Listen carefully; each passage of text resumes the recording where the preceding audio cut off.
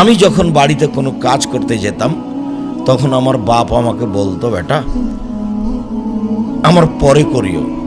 গরুটা যদি আমি এক খোঁটা বুঝেন কিনা জানি না, এক খোঁটা থেকে যখন আর এক খোঁটা নিয়ে যেতাম, এখানে বাঁধা আছে, এখান থেকে খুলে ওখানে নিয়ে যেতাম, তখন আমার বাপ আমাকে বলতেন, বেটা ওটা আমি করব। তোমাকে যদি কোনো কাজ করে খেতে হয় তাহলে আমার পরে খায়।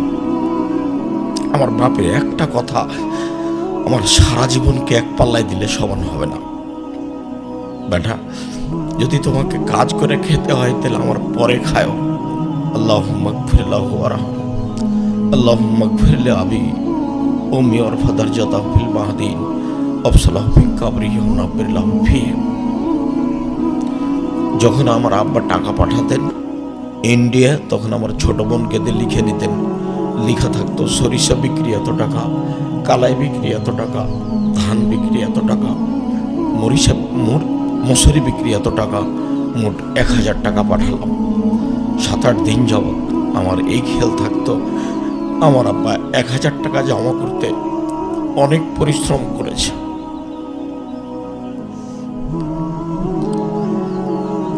আমি ধান্দাটা আমার মাথায় লেগে থাকতো।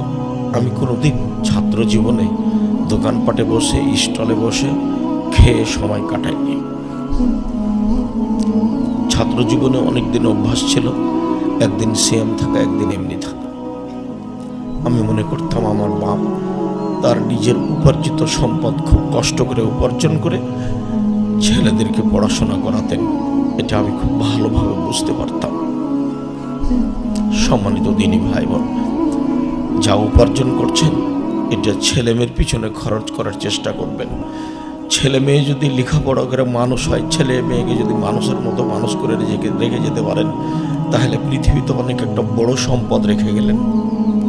আর টাকা পয়সা রেখে গেলেন, লোন নিয়ে বাড়ি গাড়ি করলেন, মরার পরে আর জানাজাই হয় না, ছেলে মেয়ে সব মারামারি করে ভাগ করে নিল।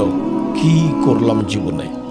যার কারণে আল্লাহ রাসূল বলছেন, তুমি তোমার খরচ তোমার ছেলে মেয়ে থেকে শুরু করো, এতে তুমি নেকি পাবা। তুমি তোমার পরিবার থেকে শুরু করো। কোনো সময় মনটা খাটো করবেন না ছেলে মেয়ের পিছনে পয়সা খরচ করার।